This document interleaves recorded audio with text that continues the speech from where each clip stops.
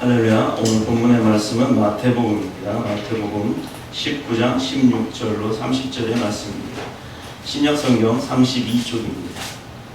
어떤 사람이 주께 와서 이르되 선생님이여 내가 무슨 선한 일을 하여야 영생을 얻으리이까? 예수께서 이르시되 어찌하여 선한 일을 행하느냐 선한 일은 오직 한 분이시니라. 내가 생명에 들어가려면 계명들을 지키라. 이르되 어느 계명이 오니까? 예수께서 이르시되 살인하지 말라, 간음하지 말라, 도둑질하지 말라, 거짓 증언하지 말라, 내 부모를 공경하라. 내 이웃을 진심같이 사랑하라 하신 것이니라. 그 청년이 이르되 이 모든 것을 내가 지켰사온데 아직도 무엇이 부족하나이까? 예수께서 이르시되 내가 온전한 자를 준대 가서 내 소유를 팔아 가난한 자에게 주라. 그리하여 하늘에서 보아다 내게 있으리라. 그리고 와서 나를 따르라 하시니. 그 청년이 재물이 많음으로 이 말씀을 듣고 근심하여 나가니라. 예수께서 제자들에게 이르시되 내가 진실로 너희에게 이르노니 부자는 천국에 들어가기가 어려우니라. 다시 너희에게 말하노니 낙타가 바늘귀로 들어가는 것이 부자가 하나님의 나라에 들어가는 것보다 쉬우니라 하시니. 제자들이 듣고 몹시 놀라 이르되 그렇다면 누가 구원을 얻을 수 있으리까? 예수께서 그들을 보시며 이르시되 사람으로는 할 수 없으나 하나님으로서는 다 하실 수 있느니라.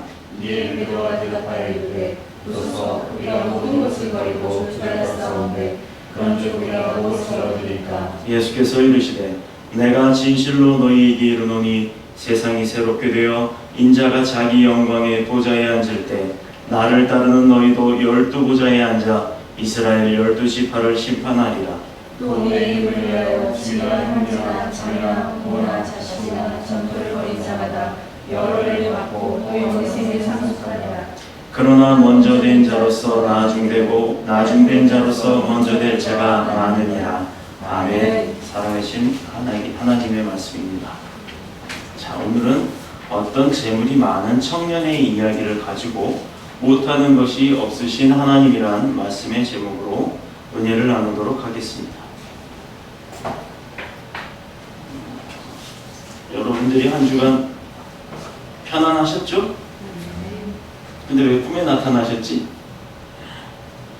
자, 선배 목사님이 한 분이 있는데요. 합동 측 선배 목사님 한 분이 쓰신 그 책에서 본 내용인데, 어느 말기 방광암이라는 게 있대요. 그 말기 방광암 환자가 온갖 약과 치료의 수단을 다 동원을 해서 그런 것을 사용을 해봤지만 아무런 효용이 없었대요.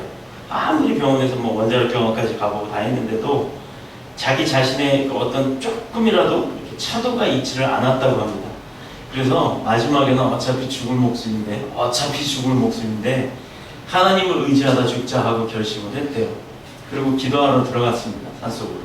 근데 여기서 참 마음이 안 좋았던 게 어차피 죽을 목숨이래요. 그러니까 내가 할 수 있는 건 다 해보고 안 되니까 그때 가서 어차피 죽을 목숨이니까 에라이 어차피 죽을 건데 그냥 병원 치료 포기하고 하나님한테 가서 기도나 해보자. 이런 마음으로 들어갔답니다. 이게 조금 불쌍한 마음이죠. 해보다 안 되니까 마지막으로 되든 안 되든 에이 믿음도 없다는 얘기죠. 이런 믿음으로 산속에 들어가서 기도를 하기 시작했어요. 마태복음 9장 29절에 내 믿음대로 되라 라는 말씀이 있죠. 그 말씀에 힘을 입어서 그 양반은 기도를 하기 시작했답니다. 어떻게 됐을까요? 다 낫다고요? 네? 예지 능력이 있으시네요. 제 설교 본문을 보셨나 봐요. 맞아요. 제가 그런 일이 없었다면 이 얘기를 꺼내지도 않았겠죠. 불순한 마음이지만 또 하나님한테 정말 신실했던 마음이 아니었지만 자기 자신의 믿음대로 자기 자신의 그 의지대로 모든 것을 해보고 안 되니까 어차피 죽을 가서 죽든 기도하다 죽든 그게 그거니까 한번 기도나 해보자 라고 하고 간 그런 믿음이었어요. 근데도 내 믿음대로 되지어라. 그 말씀을 약속을 지키신 분이 바로 하나님이시라는 겁니다.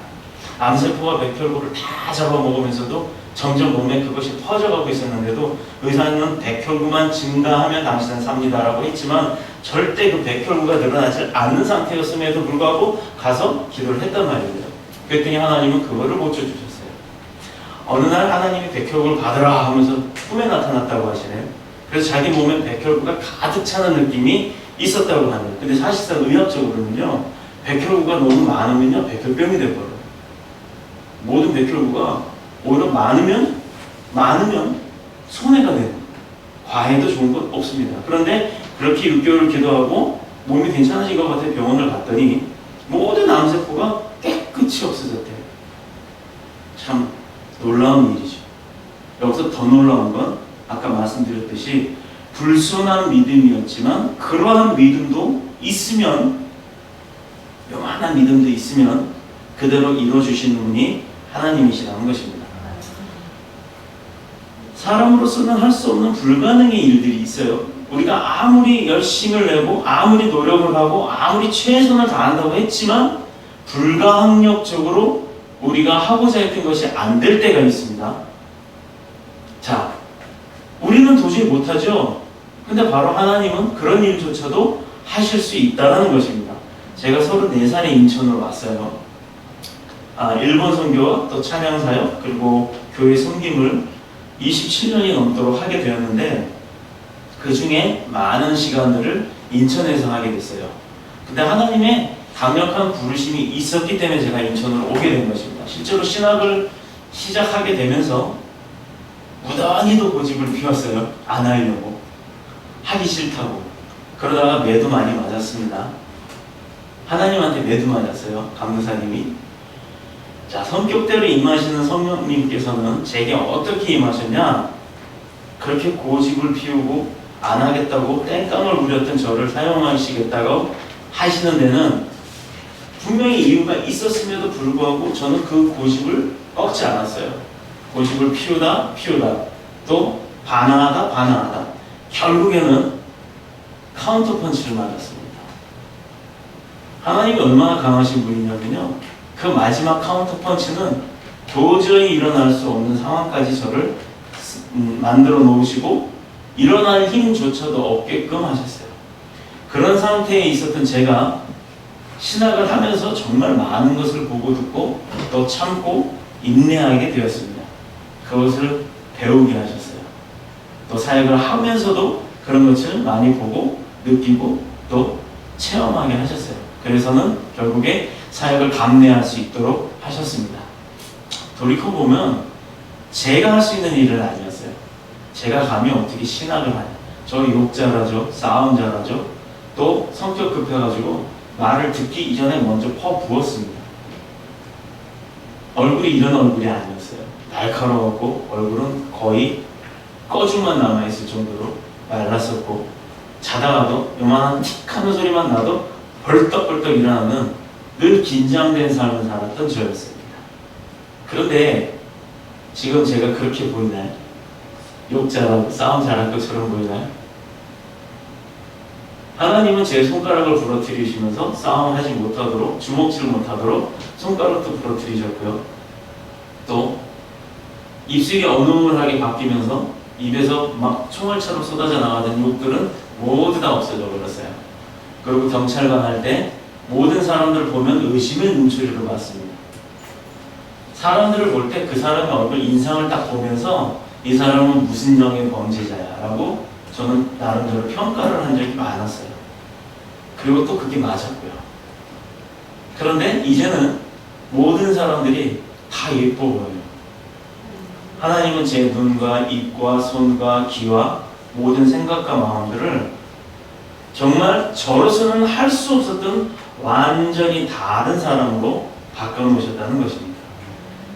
또 앞으로의 비전과 사역에도 주님께서 지금처럼 지금껏 나를 돌보셨던 것처럼 나를 바꾸신 것처럼 앞으로의 비전과 사역에도 함께 하실 줄로 저는 믿습니다. 이제 고집 피우지 않고요, 오히려 순종하면서 나아가기에 그 길도 순탄할 줄로 믿습니다. 이런 체험을 가졌던 저가 이제 여러분들에게 이런 고백들을 했습니다.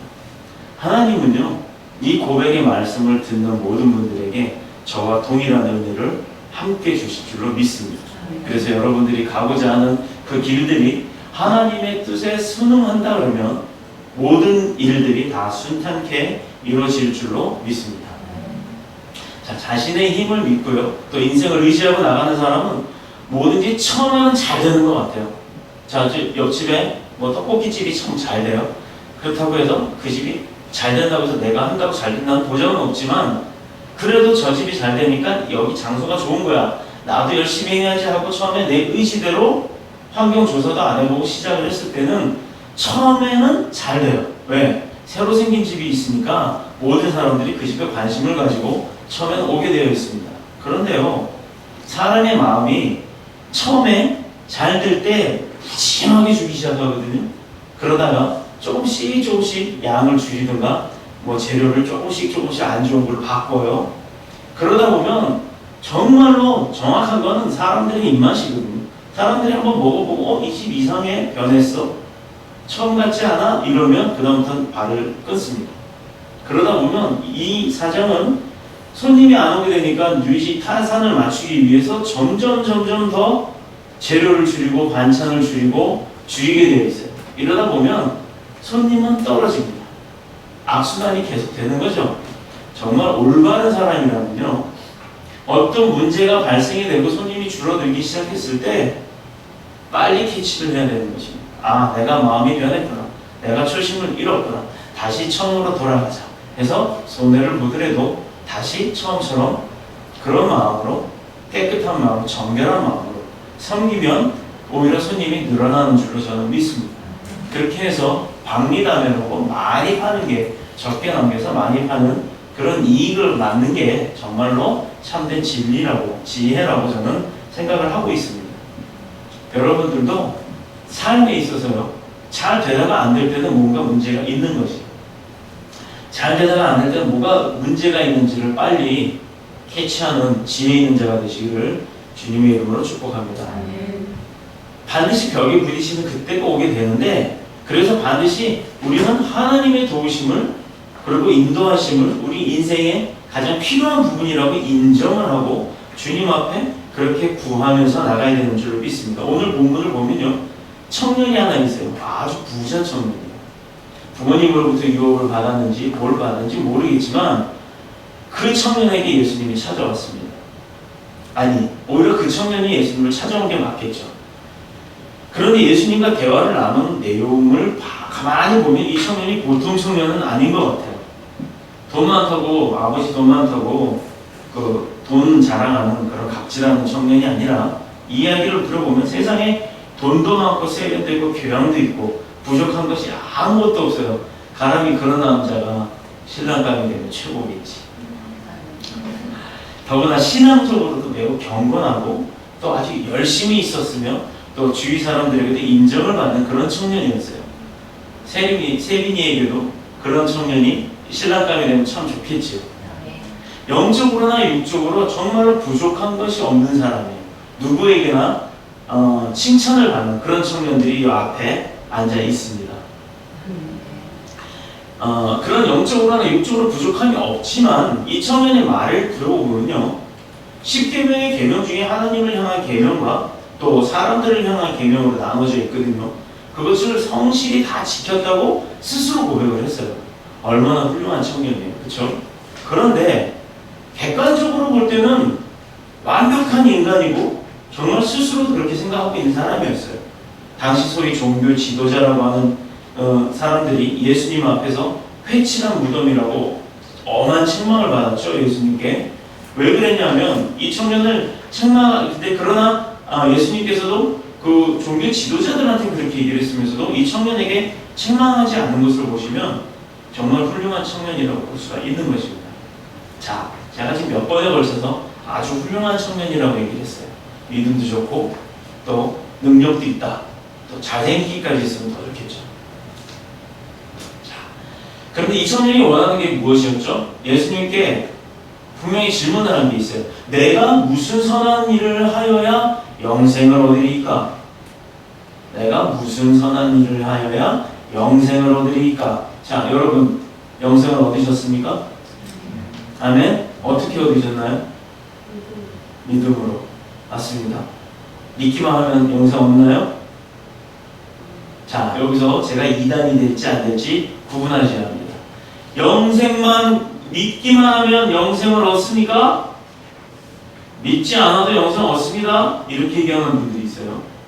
말도 안 되죠? 믿는 것만 가지고는 영생을 얻을 수 없습니다. 라고 하는 분들도 있어요.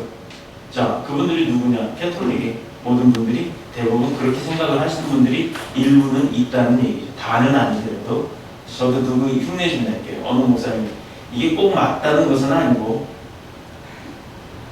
근데요 중요한 게 있습니다. 내가 무슨 선한 일을 하여야 영생을 얻을 수 있습니까? 자, 여기서 뭐가 잘못됐죠? 내가 무슨 선한 일을 해야. 여러분 선한 일 많이 하시죠? 그렇기 때문에 영생을 얻습니까? 믿음을 가져야 영생을 얻습니다. 영생을 얻으려면 어떻게 해야 하는지를 지금 예수님에게 이 청년이 여쭈고 있는 거야. 물어보고 있는 거예요. 영생을 얻으려면 어떻게 하냐? 자, 이 중요한 질문을 통해 우리가 확인할 수 있는 중요한 사실이 몇 개 있는데요. 이 청년이 열심은 있지만 아직 구원의 확신이 있다 없다? 없다. 없다는 것이에요. 또 다른 한 가지는 이 구원을 얻기 위해 그동안 많은 선행을 쌓고 있었다는 것. 많은 선행을 쌓고 있었다는 것. 그리고 지금까지 열심을 내는 종교적인 온갖 선행은 다 구원을 얻을 수 없다는 사실을 깨닫고 그래서 예수님 앞에 지금 찾아온 것임을 알 수가 있는 것입니다. 자, 제가 아는 어느 분도요, 봉사 열심히 하면 구원받는 줄 알아요. 또 무슨 좋은 일 많이 하면요 천국 가는 줄 알아요. 카톨릭에서는 봉사를 위주로 하죠. 우리는 믿음을 강조하는데 캐톨릭에서 봉사를 강조를 합니다. 그래서 예배 끝나면 모든 사람들이 나가서 선한 일을 하러 찾으러 다녀요. 그래서 그 선한 일을 하루에 한 가지씩 못한 사람은 매주 와서 고해성사를 합니다. 자, 우리가 여기서 발견할 수 있는 중요한 사실 한 가지는요, 인간은 제 스스로가 자기 스스로에게 절망하고 자신의 경영하는 일이 뜻대로 되지 않고 어려움을 당하면요, 누구나 저와 여러분뿐만 아니라 누구나가 인간이라면 자기가 자기 스스로 최선을 다했는데 안 되면, 한계치에 도달하면 반드시 자신을 도울 수 있는 힘 있는 자를 찾는다는 것입니다. 근데요, 여기서 어리석은 자와 지혜로운 자로 나눠집니다. 어리석은 자는요, 엉뚱한 데를 찾아요. 돈 내고 이렇게 쌀풀이 있는데 방울 흔드는 데로 가는 사람, 아니면 뭐 이렇게 머리 깎고 이런 데로 가는 사람, 여러 사람들이 있어요. 자, 제가 어느 종교를 비하하고 폄하하는 것이 아니라 그것이 종교로서의 역할을 못하는 것을 얘기하는 것입니다. 이게 저는 이 방송, 이 설교가 인터넷 방송으로 나가는데 누가 듣고서는 뭐 시비를 걸 수도 있어요. 근데 제가 그 종교를 욕을 한 것이 아니에요. 분명히 그 종교가 우리가 믿는 믿음 안에서는 능력 가운데 그 모든 일들을 해결해 줄 수 없다라는 것입니다. 자신을 도울 수 있는 힘 있는 자. 자, 우리는 바로 누구죠? 예수님, 하나님, 성령님. 그러나 스스로 능력이 있다고 생각하고 만사형통할 때는요, 누구도 그 도움을 잘 안 청해요.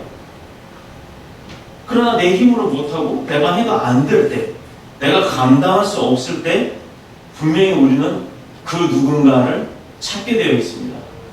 그래서 실패는 성공의 어머니라는 그런 속담 같은 말들이 있는데요. 사람은 성숙해지면서 또 그리고 위로 올라가면 올라갈수록 제일 먼저 자기 자신의 한계와 부족함을 뼈저리게 느껴보아야 하는 것입니다. 실패하는 자가 성공한다. 실패를 많이 해본 사람이 성공한다는 말이 바로 그 말이에요. 참고로 방송에 나오는 그 음료수 중에 여명 808이라는 그런 뭐 숙취해서 뭐 술 먹고 먹는 그런 게 있는데 그분이 그 주식회사 그래미라고 하는 회사예요. 그 회장님이 자기 진짜 하나밖에 없는 동생이 뭐 간이 문제가 생겼을 때 그 동생을 살리고자 자기가 그걸 연구 개발을 해서 만들어낸 제품입니다. 그게 8번째 성공을 했다고 해서 여명 808이라는 그런 이제 타이틀을 가지고 지금 판매를 하는데 아직까지도 독보적인 존재죠. 제일 먼저 자신의 한계와 부족함을 뼈저리게 느끼는 자가 성공할 수 있는 자라고, 또 능력 가운데 베풀 수 있는 자라고, 또 믿었던 사람에게 발등도 짚혀보고요. 또 뒤통수도 맞아봐야 성공을 할 수 있다라고 합니다. 왜? 그런 경험들이 나를 채찍질하고 당금질을 해서 바르게 판단하고 바르게 진행할 수 있도록 해줄 수 있다라는 것이죠. 근데 여러분, 이렇게 쓰러지고 넘어지고 까지고 채찍질을 당하면서 성공하시겠습니까? 아니면 믿음을 가지고 능력자에게 구하면서 그분의 지혜를 얻어서 성공하는 자가 되고 싶으십니까? 여러분들이 선택하세요. 여러분들이 선택하셔서 두 번째의 자가 축복되고 능력 있는 자가 될 수 있음을, 또 우리에게 고통과 환난 가운데서 벗어나서 기쁨과 또 능력 가운데, 성취 가운데 그 주님이 역사하시는 것을 우리는 찬양하며 나가야 될 줄로 믿습니다. 놀라운 사실은요, 이 청년이 인생의 많은 시간들을 그 세월을 허비하고 오랫동안 교만한 마음으로 살다가 어느 날 실패를 통해서 예수님을 찾아오게 되었다는 것이 아니고요. 이 청년은 정말 예수님을 찾아왔을 때 그 사실을, 찾아왔다는 사실만을 볼 때 정말 이 사람이 영적으로나 육적으로나 깨어있는 사람, 복이 있는 사람이라고 말할 수 있는 것입니다. 근데 예수님은 모든 계명을 잘 지켰다는 청년에게 뭐라고 말씀을 하셨죠? 읽겠습니다. 내게 온전하고자 할진대 가서 내 소유를 팔아 가난한 자들 주라. 그리하면 하늘의 보화가 내게 있으리라. 그리고 어떻게 해요? 와서 나를 쫓으라고 하셨습니다. 예수님의 말씀을 보면 모든 계명을 다 잘 지켰으면 온전한 사람이라고 얘기를 해야 돼요. 근데 여기서 네가 온전하고자 하냐? 네가 온전하고자 할진대 가서 네 소유를 팔아라. 나눠줘라.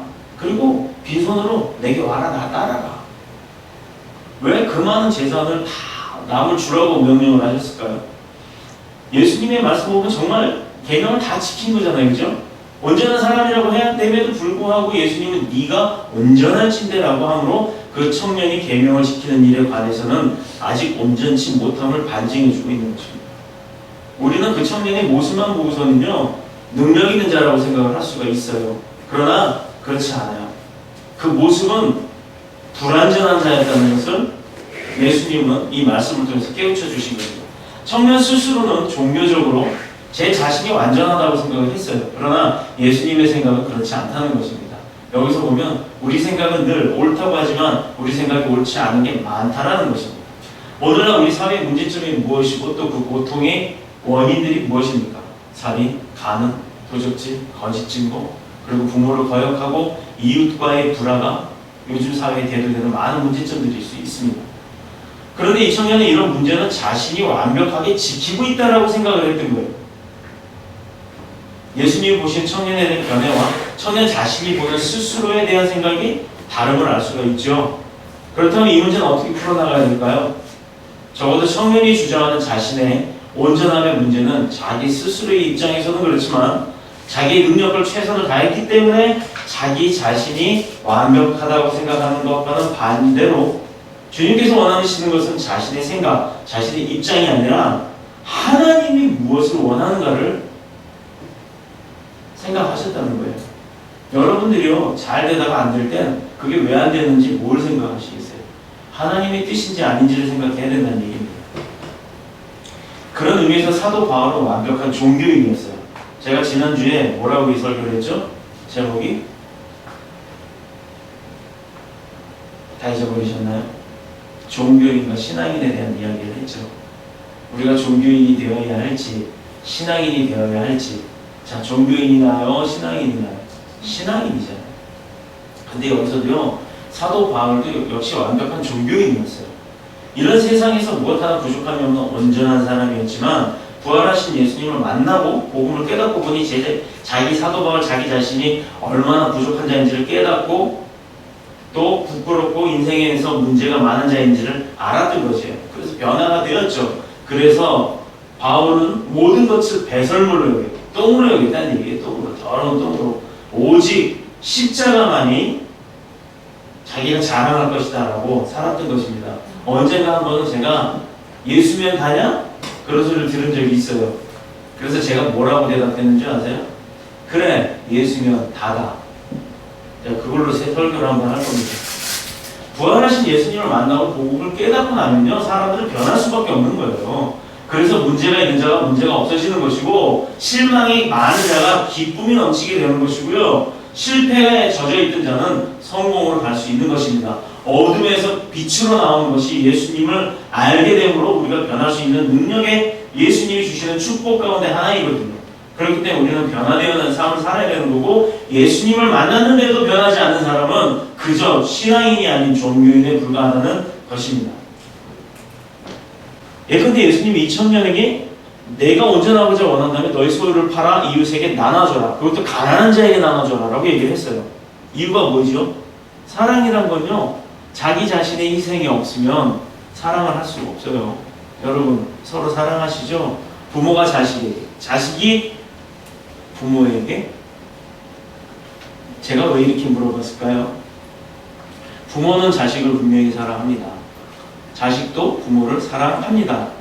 그러나 자식이 부모를 사랑하는 것은 부모가 자식을 사랑하는 것만큼은 할 수가 없어요. 그거는 뭐 100이면 100 다 그래요. 자, 남편이 아내를 사랑합니다. 아내가 남편을 사랑합니다. 여동생이 오빠를 그건 어떻게 표현을 해야 되지? 가르마? 하여튼 애인지간에도 뭐 오빠 동생 하면서 사랑을 하죠. 자, 그런 사랑 가운데는요, 요새 남자끼리라고 하는 그런 개그 프로가 있더라고요. 우연찮게 인터넷에서 보게 됐는데 너무너무 재밌더라고요. 저는 공감되는 게 참 많았어요. 누군가를 사랑하기 위해서는 누군가의 희생이 필요하다는 것입니다. 우리 육적인 인간들의 사랑도 그런데 하나님의 사랑은 조금 다르죠. 그런데 그런 하나님의 사랑의 표현법이 사랑이란 자기 자신을 희생하고 자기 자신을 아프게 하지 아니하고는 이룰 수 없는 행위라고 예수님은 알려주고 계시는 것입니다. 참사랑은 사랑 때문에 스스로가 가난해지고 내 스스로가 연약해지는 것을 말하는 것입니다. 그래서 내 자신의 소유나 내 삶의 방식과 환경들이 희생당할 수밖에 없다라는 것이죠.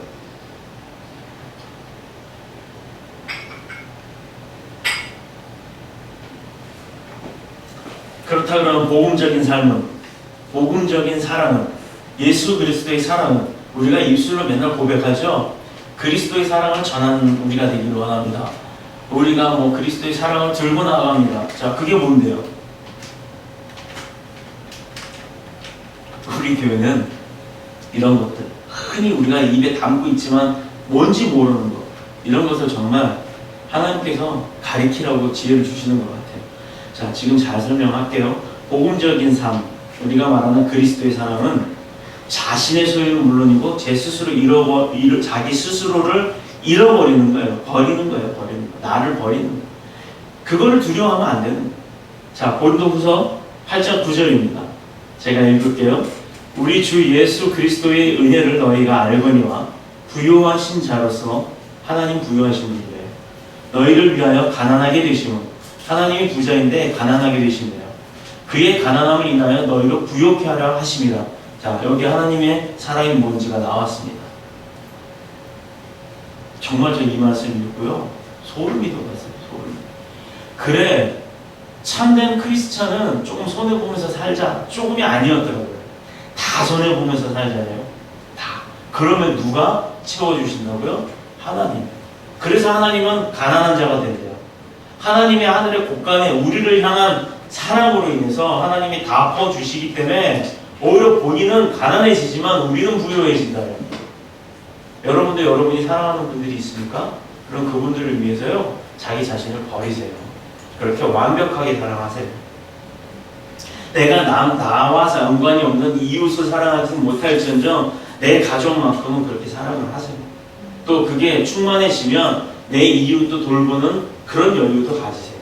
즉, 그런 여유가 생긴다는 것은 그런 축복이 있다는 것입니다. 내 삶이 궁핍합니까? 내가 물질로 힘이 들어요? 요즘 경기 너무 어렵다고 다들 그래요. 그런데요, 잘 생각해보면 우리 10년 전보다 지금 잘 살아요. 아니 그 20년 전보다는 지금 잘 살아요. 근데 이 시대 지금 이 상황에 내가 사는 게 좀 궁핍합니까? 그러면 왜 궁핍해졌는지를 생각해 보자고. 내가 그러면 이웃을 돌봤나? 저요? 저는 용돈이 없는 사람이에요. 월급도 없어요. 근데 제가 지금 몇 군데다가 나눠주는 게 있어요. 뭐 그건 굳이 얘기를 안 해도 뭐 아시는 분들은 아실 거예요. 근데 그게 그럴 때마다 정말 기쁨이 있어요. 또 어느 목사님은요, 성도가 하나도 없는 분이 있어요. 호일맥이라고 하시는 목사님인데 이분은 인터넷 사역을 하세요. 부인 되시는 분도 목사님이세요. 두 부부가 목사님이고 우리 합동 측 그 정식 목사님이세요. 그 두 부부가 합동 측 어느 선교단체에서부터 파송을 받았는데 어디로 받았냐면 인터넷 사이버 공간에 파송을 받았습니다. 이분은 아침에 눈 뜨면 새벽 예배 기도하고 그러고 나서부터 하는 일이 사역이 뭐냐면 온갖 인터넷을 돌아다니면서 잘못된 성경 지식을 바로잡고 있고요. 또 안티기독교인들이 잘못 선전해 놓은 이야기들을 수정을 하고 있어요. 그리고 또 이분은 안티기독교인들이 왜 안티기독교인인지 너무나도 잘 알기 때문에 그분들을 위해서 또 말씀을 통해서 또 글을 올려서 그분들을 다시금 주님 앞으로 그 사랑을 찾아올 수 있게끔 바꾸시는 사역을 하는 분이 있습니다. 자, 근데 그럼 이분이 무슨 일을 하고 먹고 살겠어요? 인터넷 내내 인터넷 일을 해요. 그러니 생활비가 있겠어요? 없죠. 두 분 다 목사님이시고 다 같은 일을 하고 계시는데, 자, 선교단체에서 파송했기 때문에 선교단체에서 페이가 나옵니다. 그러나 그 페이 가지고 생활비가 어려워요. 그래서 예수님께서 이 가정을 위해서 후원단체를 만들어 주셨더라고요. 저도 우리 교회 이름으로 그분에게 후원을 할 것입니다. 제가 혹시 이분이 자기 사역 없이 그냥 인터넷에서만 이런 사역이라고 하면서 어떻게 보면 뭐 구걸? 그런 거 하는 거 아닌가 하는 의심도 가진 적이 있었어요. 그래서 1년 넘게 관찰을 하고 꾸준하게 이분이 하는 사역을 면밀하게 좀 지켜봤는데 전혀 아니에요. 정말로 귀한 일을 하고 계십니다. 우리는 이 오프라인, 이 세상 가운데서 하죠. 지금 온라인은요, 얼마나 추악해지고 더러워졌는지 몰라요. 심지어 네이버에도 딱 열어보면 정말 낯뜨거운 사진들 너무 많아요. 그게 애들이 보든 어른이 보든 상관없이 나오더라고요. 이런 걸 걸러낼 수 있는 방법이 없다고 합니다. 자, 말초적인 것을 자극을 하는 그런 기사 내용들, 또 좋은 것보다는 나쁜 것을 들추는 내용들, 또 기독교적이지 못한 내용들, 이런 일들이 사용을 하는 분들이 있어요. 근데 뭐 우리 교회가 뭐 재정적으로 자립을 한 교회도 아니고 능력이 있는 교회도 아니에요. 재정적으로. 그렇지만 저는 그 마음 가운데 감동이 있었고 그 목사님의 사역을 위해서 그 단체를 후원해야겠다는 생각이 들더라고요. 자, 바로 이런 것입니다. 예수님의 사랑은 우리가 흔히 사랑한다고 말하고 그 사랑을 표현할 때 내 희생과 아픔을 그 사랑 항목에서 제외시키죠. 나는 희생하지 않고 나는 힘들지 않으려고 하면서 사랑을 이야기할 때는 그 사랑이 효과가 있을까요? 사람과 사람 사이에서도요, 모를 것 같죠? 다 압니다. 그 사람이 무슨 생각하는지, 무슨 마음을 가졌는지 다 알아요. 근데 하나님이 모르실까요? 사람도 아는데 하나님이 모를까요? 여러분들 결혼을 왜 하는 줄 아세요? 결혼 한번 해보신 분들한테 물어볼게요. 결혼을 왜 하셨어요? 조건에 의해서 만나서 결혼하나요? 사랑하니까 하는 겁니다. 사랑하니까. 만나 여기 지금 현재 있는 사람 중에 하나 만나면 보고 싶고 헤어지면 보고 싶고 전화 신나게 2시간 동안 통화해놓고 끊자마자 또 전화하고 싶고 막 이래서 그러다 보니 야 우리 맨날 이러지 말고 그냥 같이 살자 이렇게 되는 거거든요. 그래서 결혼하잖아요. 다들. 아닌가요? 저만 그랬나요? 자, 그러나 과연 내게 속한 것은 하나도 잃어보지 않고서 남을 온전히 사랑할 수가 있을까? 그것은 한마디로 불가능한 것입니다. 예수께서 사랑을 말씀하시고 구원을 말씀하시면서 자기 자신도 십자가에 박으셨어요. 그렇게 희생하지 않았다면, 자기 자신을 버리지 않았다면 우리가 왜 예수님을 그렇게 높여 생각을 하고 그렇게 마음속에 사랑을 하게 될까요? 예수님이 그러지 않았다면 우리 그러지 않을 거예요. 그건 누군데? 그 사람은 뭔데? 이러고 말이겠죠. 그분이 십자가에서 버림을 당했고 또 그분이 십자가에서 자기 자신의 살을 찢고 피 흘려 죽으셨기 때문에 우리가 저주와 사망 가운데서 구원을 통해 영생이 이른 줄로 믿습니다. 이런 사랑은요, 조건 없는 사랑이에요. 정말 자기 자신을 다 버린 사랑이라고요. 그런 사랑이 예수 그리스도의 사랑이에요. 이제 알았죠? 예수 그리스도의 보복적인 사랑을 들고 나갑니다. 그렇게 하셔야 돼요. 어떤 사랑인지 이제 아신 거죠? 사랑은 누구나가 절대적인 희생이 없이는 불가능한 일입니다. 그러므로 우리가 경제적으로 남을 조금 돕거나 저 불쌍한 사람에게 먹을 것과 입을 것을 주었다고 그것을 예수 그리스도의 사랑의 행위라고 볼 수가 있나요? 아니라는 것입니다. 아니라는 것. 우리가 그렇게는 할 수가 있어요. 육적으로 진짜 동정을 할 수가 있어요. 그건 사랑이 아니라 동정이라는 것을 우리가 구별을 해야 되는 것입니다. 우리가 똑같은 일을 했어요. 여기 노숙자에게 겨울에 이불 갖다 주고 추우니까 이거라도 먹어라 하고 빵을 하나 줬단 말이에요. 근데 그건 동정이 아니라 예수 그리스도의 사랑이라 그러면 그 사람을 안아줄 수 있을 정도의 마음을 가지고 하는 얘기입니다. 그 냄새나고 더러운 옷을 입은 자라 할지라도 내가 그거와 상관없이 그 사람이 정말 불쌍하다면, 그 사람이 정말 안타까웠다 그러면 품어줄 수 있는 그런 마음을 가지고 사랑을 실천하라고 하는 말씀인 것입니다. 우리는 예수님의 사랑을 심하게 모독하는 자가 되고 말 수도 있어요. 잘못하면. 예수 그리스도의 사랑을 들고 나갑니다 하면서 노숙자가 왜 아저씨 저리 가세요. 여기는 무료 급식소인데 아저씨 딴 데 가서 먹어서 이래버리면 그게 무슨 예수 그리스도의 사랑을 전하는 자들이 될까요? 예수 그리스도를 파는 자가 되는 거죠. 예수님을 찾아왔던 이 청년의 문제점은 종교적인 의무만 충실히 지키면 구원을 얻을 줄 알았다는 것입니다. 지금 종교적으로 그런 문제가 많아요. 그래서 안타까워요. 저도 카톨릭 신자였지만 이런 부분에서 정말 답답함이 있었기 때문에 뭔지도 모르고 왜 내가 답답한지도 모르고 이걸 어떻게 해소해야 되는지도 모르고 있을 때 하나님을 만나게 되었고 하나님은 예수님을 통해서 제게 그것을 깨닫게 하셨어요. 그래서 제가 과감하게 구원을 얻기 위해서라도 바꾼 것입니다. 사실은요, 우리 사모님이 결혼 얘기를 딱 꺼냈더니 청혼을 했더니 첫 마디가 나는요 내 하나님 못 버립니다. 이 말을 딱 하고 협박을 하더라고요. 결혼하게 되면 당신 개종해서 캐톨릭에서 기독교로 개종하고 와야 돼. 이 얘기더라고요. 근데요 저는 두 말 안 하고 그러겠습니다 라고 했나요? 아니요. 잘 생각해 보세요. 조금 시간을 뒀죠. 생각을 했어요. 내 하나님을 못 버립니다. 자, 여러분도 생각해 보십시오. 그게 무슨 의미입니까? 그러죠. 제가 그리로 갑니다. 이런 제 답이었어요. 그게 즉시 온 것이 아니라 조금 생각을 했던 이유가 있어요. 왜? 내 하나님, 내 하느님, 여기에 하나님, 그분이 어떤 분인가를 생각했던 것입니다. 그때 저는 알았죠. 그래, 하느님을 모르니까 하나님을 알아가자. 그래서 제가 개종을 했습니다. 그래서 결혼도 했어요. 개종했더니 하나님이 좋은 부인까지도 주시더라고요. 여러분들 주변에요, 제 이 간증을 활용해서 아직까지도 하나님 모르는 분들이 있다 그러면요, 저한테 데려오세요. 제가 왜 하나님을 알아야 되는지를 밤을 새서라도 내가 가르쳐 주겠습니다. 만일 그가 행한 것들이 정말 참사랑이었고 또 그 청년이 행했던 그 모든 것들이 정말 하나님께서 원하시고 기쁜 일이었다면, 기뻐하시는 일이었다면 아마 이 청년은 결코 영생에 관한 문제로 고민하지 않았을 것이고 이런 문제로 예수님을 찾아오는 일도 없었을 것입니다.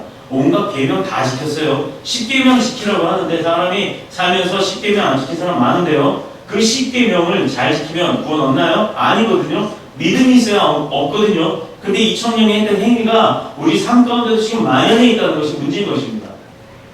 이 청년은 고민을 안고 예수님 찾아왔어요. 근데 문제는 그런 사람에게, 이런 고민을 안고 온 사람에게 예수님이 하신 말씀이 뭐예요? 내 소유를 다 나눠주라. 그리고 어떻게 쭉쭉쭉쭉 그리고 와서 나를 쫓으라. 이거예요. 근데 보세요. 이 청년 반응이 어땠습니까?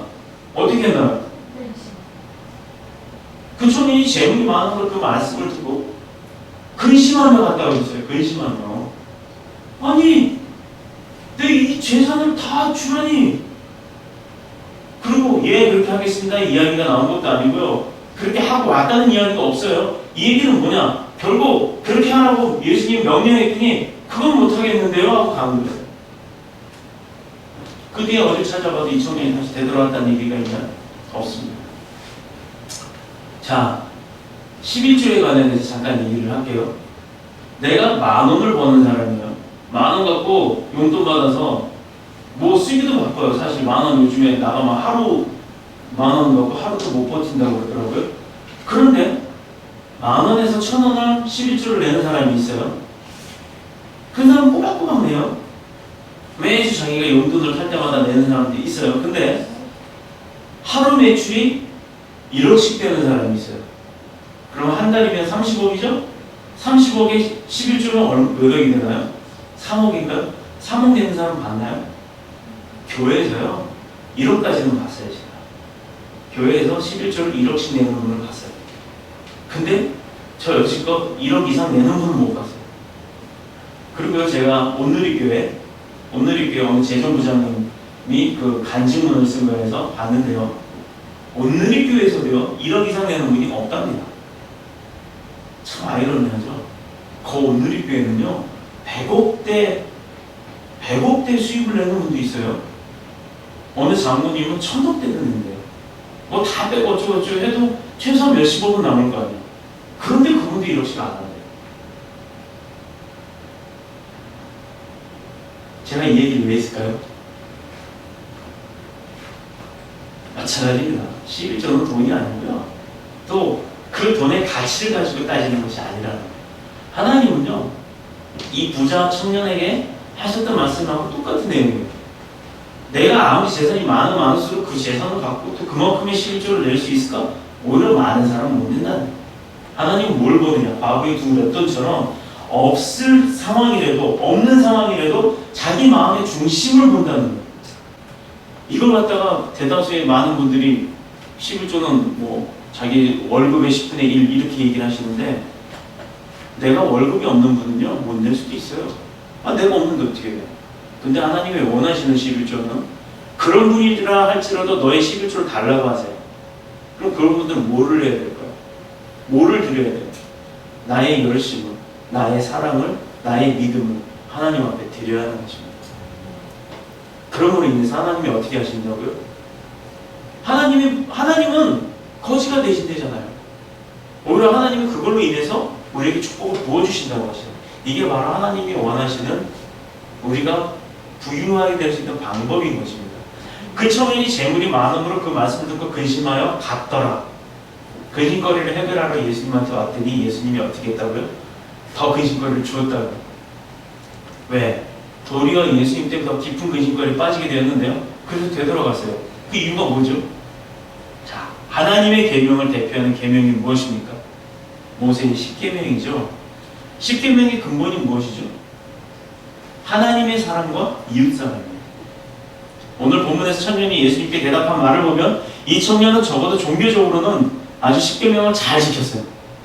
하나님도 사랑했고 이웃도 사랑했고 그리고 그 사랑에는 변함이 없었습니다. 그런데요, 하나님을 사랑한다고 하면서도 또 이웃을 사랑한다고 하면서도 자기 자신의 재물은 조금도 충분하지 않았다는 사실입니다. 재물이 많았고 이것 때문에 근심하여 예수님을 떠났습니다. 물론 우리가 재물이 많이 남아있다고 하나님의 사랑과 이웃의 사랑을 의심받을 수는 없겠죠. 그러나 예수님이 이 청년에게 하신 말씀에서 내 소유를 팔아 가난한 자에게 주라고 하신 것은 그가 지금까지 그 자신의 희생이 없는 형식적이고 지극히 종교적인 사람만 행하고 있었던 것을 짐작할 수가 있는 것입니다. 이 청년의 문제점은요, 가난한 자들을 위해서 자기 자신의 소유인 재산을 포기하지 못한 것이 아니라 참 사랑을 위해서 자기 자신을 포기하는 것을 두려워했다는 것입니다. 재산 문제가 아니라는 얘기예요. 예수님은 그걸 보셨다는 것이죠. 어느 미국의 그 자동차 이야기를 하나 할게요. 미국의 교회에서 캠페인이 벌어졌어요. 우리 이정도 집사님 들으면 참 싫어하는 얘기야. 새 차를 산다는 것은요, 하나님의 축복이 있기 때문에 사는 거예요. 그래서 우리 4차 사면 대부분 그 안 믿는 사람들은 뭐 그거 뭐라 그러죠? 이렇게 절하는 거? 어? 고시래? 고사를 지내고 믿는 사람들은 목사를 불러다가 담당 목사님을 불러다가 기도해달라고 그러잖아요. 사고 안 나게 해달라고. 그렇죠? 근데 목사님이 잘 보세요. 목사님 불러다가 2차 사고 안 나게 기도해달래요. 그럼 무당한테 가갖고 절하는 거랑 뭐가 다른 게 뭐 있어요? 똑같지. 목사님한테 사고 안 나게 기도해달라는 게 아니라 하나님께서 주신 축복에 감사 기도 좀 해달라고 목사한테 그렇게 말을 해야 되는 거예요. 그럼 목사님 와가지고 2차 사고 안 나게 해주십시오라고 기도 절대 안 합니다. 절대 안 해요. 어느 누구도 이렇게 기도 안 해요. 주술적 기도는 하지 않습니다. 이 새 차를 산다는 것은 하나님의 축복을 받은 것이니 헌차를 팔지 말고 교회에다 내어놓으면 교회에서 차가 미국은 그렇잖아요. 차 없으면 못 다니니까 그 차들을 그냥 무상으로 나눠주겠다. 이제 이런 캠페인을 교회에서 벌였대요. 미국은요 우리나라처럼 뭐 삐까뻔쩍한 차 거의 없어요. 진짜 뭐 문짝은 검은색, 차는 흰색, 엉망으로 막 차들이 그렇게 막 중고차들, 오래된 차들 타고 다니는데 뭐 그런 차를 얘기하겠죠. 헌차를 팔지 말고 교회에다 내놓으면 교회에서 나눠주겠다 했더니 자동차가 600대나 모였답니다. 그럼 교인이 최소한 600명이라는 얘기죠. 그 이상 되겠다는 얘기죠. 뭐 다 헌차만 타고 다니진 않았을 테니까. 근데 600대가 들어왔는데 이런 글들이 붙어 있었대요. 차에. 목사가 분명히 얘기하기는 그런 차가 있으면 교회에다 주라. 그럼 나눠주겠다. 언제까지? 그래갖고 딱 모아서 600대를 갖고 왔는데 그 중에요. 주유소에 가서 무료로 기름을 넣을 수 있는 티켓 5장, 또 무료 세차할 수 있는 티켓 5장, 백화점에서 사용할 수 있는 상품권 2장. 나는 축복을 받아서 새 차를 타는데 중고차를 주어서 미안하니 주유 티켓과 세차 티켓 그리고 상품권을 곁들여 준다고 하는 그런 게 붙어있는 차가 있더라는 것입니다. 여러분들이 만약에 그런 차를 딱 봤을 때 느낌이 어떻겠어요? 야, 정말 이 사람 다르구나. 그런 마음이 들죠? 바로 그거예요. 하나님이 우리에게 원하시는 게 바로 그거. 사랑이니 섬김이니 하는 것은 객관적으로 정해진 것이 아니라 또 입에 더하는 팁도 되겠죠?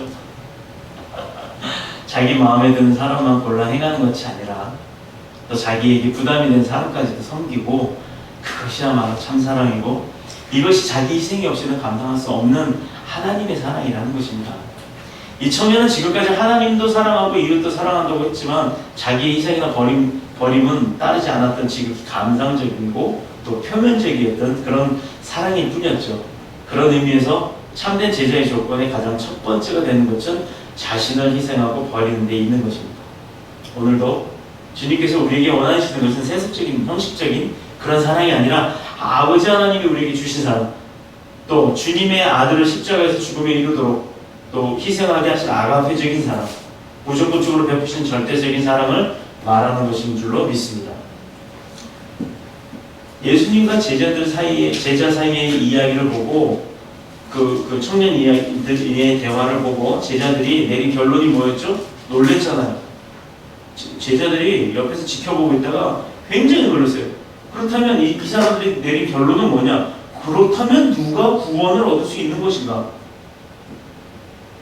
여기는 예수님이 대답은 사람으로서는 할 수 없을 때 누구로서 할 수 있다? 하나님으로는 할 수 있다 라고 말씀하셨죠. 그래서 오늘 본문의 제목과 하나님은 못하시는 것이 없다라는 제목으로 가는 것입니다.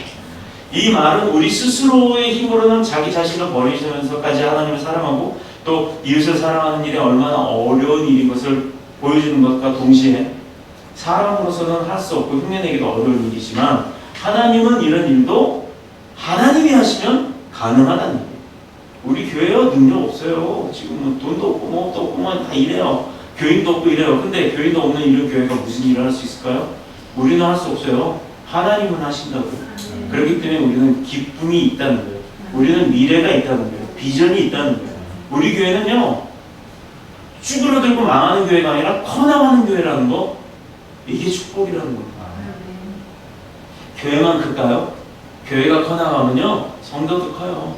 그런 축복의 자리에 있는 여러분이 축복된 사람인 줄로 믿습니다. 그래서 누가복음 19장에 나오는 세리장이었던 삭개오를 변화시켰죠. 또 예수님의 제자였던 마태, 그 마태를 그렇게 변화시켰는데, 마태에 대해서 잘 아시죠? 마태가 누굽니까? 마태의 직업이 뭐였죠? 이 마태가 자기 자신의 모든 걸 다 버리고 쫓은 사람이에요. 베드로도 그랬어요. 그리고 이와 같이 모든 것을 버릴 때 주님은 분명한 미래를 약속하셨습니다. 나를 쫓는 너희도 12보좌에 앉아 이스라엘 12지파를 심판하게 하리라. 자, 누가 누구를 심판해요? 우리 지금 재판을 받아요. 그러면 재판을 받을 때 제일 그 판결을 내린 사람이 누구예요? 판사. 판사에게 권위가 있나요? 권세 있죠.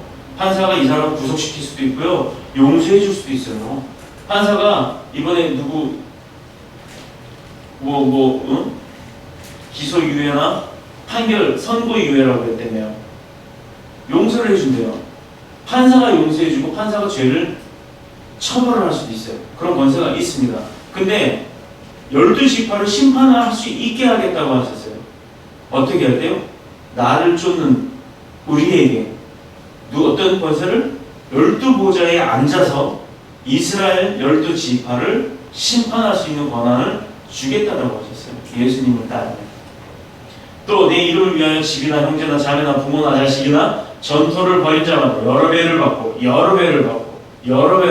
아멘 하세요. 여러 배를 받고 또 영생을 상속하리라. 한 배도 아니고 두 배도 아니고 여러 배를 받는 거예요. 복음을 위해서 자기 자신을 희생하는 자들에게 약속하신 축복된 미래의 말씀을 하시는 거예요. 여러분이 그렇게 되신다는 거예요. 어떻게 하면? 복음을 위해서, 예수님의 사랑을 위해서 나 자신을 희생한다면 하나님께서는 분명히 여러분에게 여러 배의 축복을 주신다고 말씀하고 계시는 것입니다. 그런 축복의 말씀이 내 것이 될 줄로 믿습니다. 그런 의미에서 크리스천이 하나님의 나라와 그의 의를 위하고 희생하고 버릴 때, 어떤 나라를 위해서? 하나님의 나라를 위해서. 하나님이 기억하시고 영생뿐만 아니라 더 많은 것으로, 더 귀한 것으로 갚아주신다는 사실을 잊지 않는 저와 여러분이 되시기를 그리스도이신 예수님의 이름으로 축복합니다. 나는 나를 변화시킬 수 없으며 나는 나를 사람으로 행한다고 말은 하지만 예수님의 사랑을 따라갈 수 없어요. 그렇지만 우리가 모든 것을 버리고 주님의 길을 쫓아갈 결심을 한다면 하나님은 강과 같은 우리도 변화시키시고 또 이 세상에서 예수님을 대신하여서 우리를 사용하실 줄로 믿습니다. 예수님처럼 우리 자신을 아낌없이 이 세상에서 또 이 세상을 향해 버리고 내어줄 수 있는 자라면 사랑의 사도로 사용해 주실 줄로 믿습니다. 이 땅의 복음화도 우리는 감당할 수 없어요. 하지만 우리 교회 이름처럼 동서남북 어디든 복음을 들고 가는 더 뉴스 복음교회처럼 우리 자신을 사랑의 도구로 내어드린다면 주님은 우리 더 뉴스 복음교회를 통해 세계 복음화도 능히 이루시는 줄로 믿습니다. 그런 비전이 있는 우리 교회 모든 성도가 주님의 쓰임을 받는 귀한 성도가 되시길 그리스도이신 예수님의 이름으로 기도드립니다. 축복합니다. 기도하겠습니다. 내 양들을 잘 돌보아라. 내게 모든 것을